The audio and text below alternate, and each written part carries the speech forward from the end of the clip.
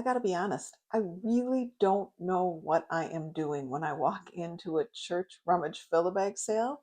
After all these years, I don't know what I'm going to find and what's valuable and what I should pick up, but I do know a few things. Let me walk you through this last church rummage sale that I was at, and let's talk about it. This church is lovely. It's called Calvin Presbyterian Church. It's in Long Lake, Minnesota. They do a spring sale and they're going to do another one in the fall. So at the end, I will do a haul and show you what I got. I went to two different rummage sales that day. This is what I do know about church rummage sales and especially fill-a-bag sales. The staff here was lovely. They want you to take the things. Absolutely number one, we've talked about on this channel if resellers belong at church rummage sales. Yes, we do. And the more I tell people what I'm doing and the more I share that I have a YouTube channel and I'm going to profile their church or their sale, they're thrilled to have us there. Oftentimes I will get told, take what you need. This is our last day. Thank you for being here. So that is the number one thing I know about church fill-a-bag rummage sales. I am a strategic shopper and I am strategically looking for things to fill my bag. At this sale it was $5. So let's talk about that math. If I put 25 items in my bag, 20 cents each. 40 items, 12 and a half cents each. If I can fit 50 items in a bag, it's a dime each. I'm not trying to make a full-time living doing this. This is just supplemental retirement income, and I love low risk shopping. I can easily pass on this savings to my buyers when I am shopping at this price point. I have had some of my viewers tell me, oh, you missed this. You should have definitely charged more for that. But part of the fun for me really is passing that along. So I avoid giant low value items because one bulky item obviously can eat up an entire bag. So lightweight items win at these sales. It's easier to stack them in the bag and maximize your profit. And of course, the more efficiently you pack, the cheaper each item becomes. So I bring in my rolling bag every time that I go. I used to use IKEA bags and now I have switched over to a rolling bag that I got at Target. I'll pop in a screenshot of that bag.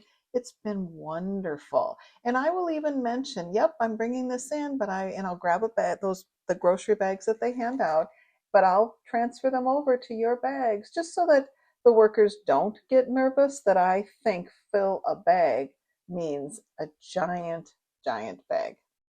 So what should you be looking for to fill your bag? I'm not an expert on any of these things. This is just what appeals to me and what I've had some success with. I like colored art glass. I like to find vintage Pyrex. If I can find small brass items, candlesticks or bells or figurines, Christmas ornaments, lightweight, easy to pack. I love vintage linens, tablecloths, runners, embroidered pieces. Obviously, those are easy to stack in a bag. Wooden kitchen tools, I like those. I like rolling pins and I like old utensils. Always flip the pieces over on the pottery to see if there's any signatures. I do like vintage coffee mugs, glassware. I picked up these. I like small framed artwork. I like landscapes, needlepoint, vintage prints. I love finding jewelry, and even costume jewelry can add up. You can imagine the amount of jewelry you can fit in a $5 bag, right? And I did find some at the next sale that I went to. I always check the craft tables, vintage sewing items, button tins, pin cushions, maybe some old patterns. I like unique baskets if they're handmade or in unusual shape. I'm now getting into ephemera, which is paper products and paper goods. So here we are. There's my chauffeur. He's driving me on to the next sale, which was maybe about 10 minutes away. There's that bag that I was talking about. We've got one filled, and we're on our way to the next sale. This church is called Lindale Lutheran Community Church. It's in Maple Plain. And they were having not only a rummage sale, but they were also having a plant sale. I did that when Brian turned 50. We did a Hasta La Vista baby party, and everyone brought Hasta. We've swapped them. But this church was doing actually a plant sale as well, which was cute. And I just want to show you what was left on Fill-A-Bag Day. The items on either side by the window, they were still half price. And the middle section and into their sanctuary, it was a little tiny church in the country. It was very cute. That was all Fill-A-Bag. So going on to what I look for, old recipe boxes. If you can find vintage handwritten recipes, that's a really good thing to find. I like milk glass. Sometimes I'll even look for like figurines or little trinket boxes, wood, miniatures, and of course, vintage scarves. If you can find silk, hand rolled edges, vintage accessories. You can imagine how many will fit in a grocery bag of scarves. So that I've tucked them into shoes, I've tucked them into handbags.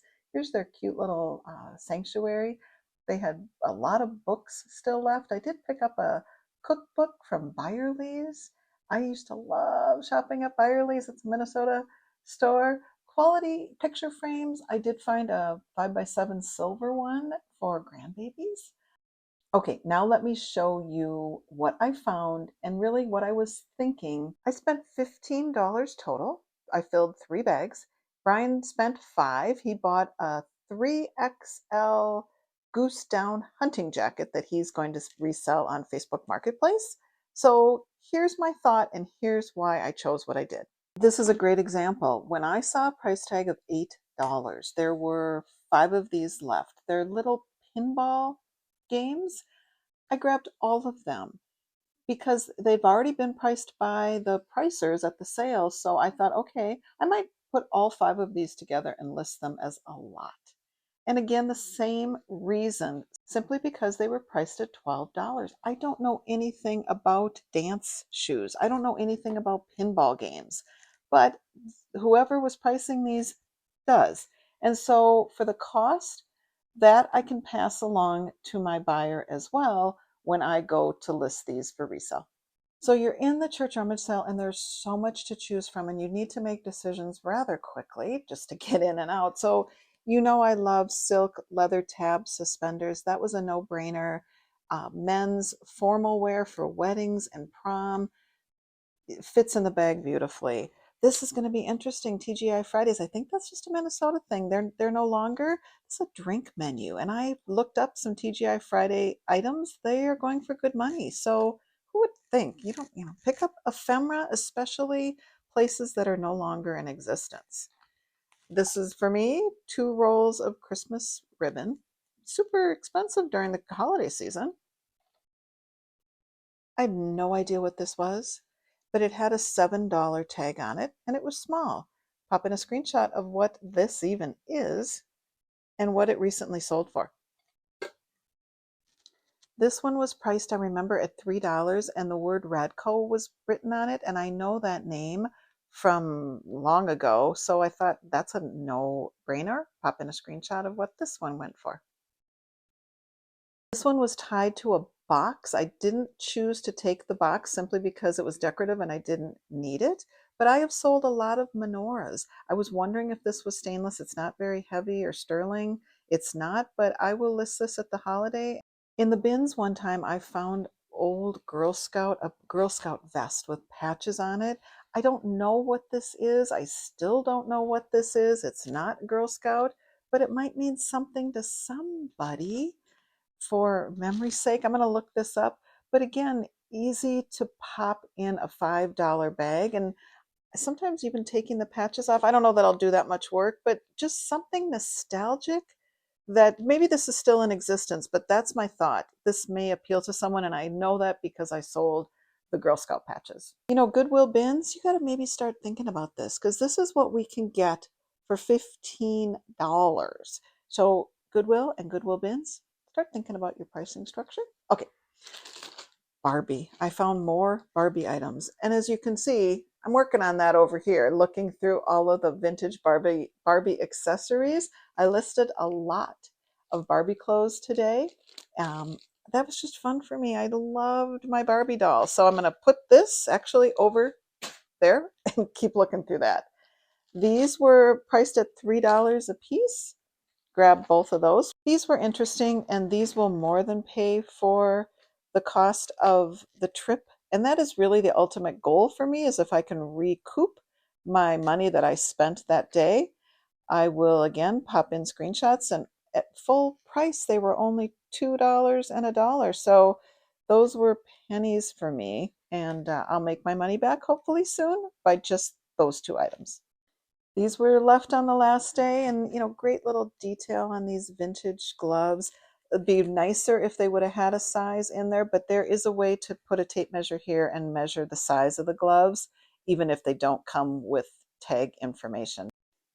I had no idea what that was, but it looked interesting, and I'm thinking it's handmade. It holds a pair of vintage bathroom. Are these like bathroom scissors or pinking shears? I'm not up on my scissors, but I just simply, again, for why not? This was literally a why not purchase.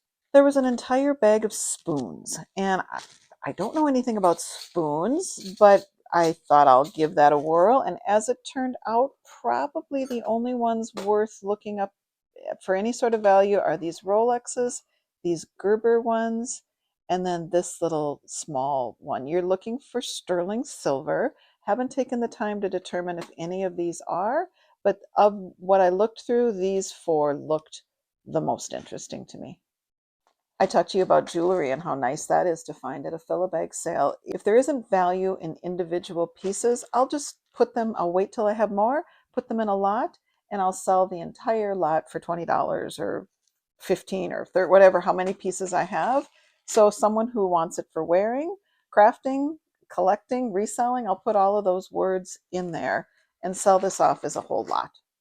Jack Daniels, they were priced at $5. And again, I relied on the pricers. This is very heavy. This looks promising. It's a vase. So I pop in a screenshot. They go for around $20 a piece.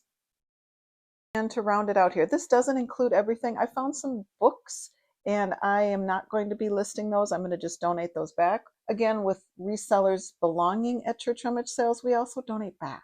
So that's what I end up doing with things that I buy. It's such a low buy-in price, but these, I'll probably put these together, but they had a $3 price tag on them.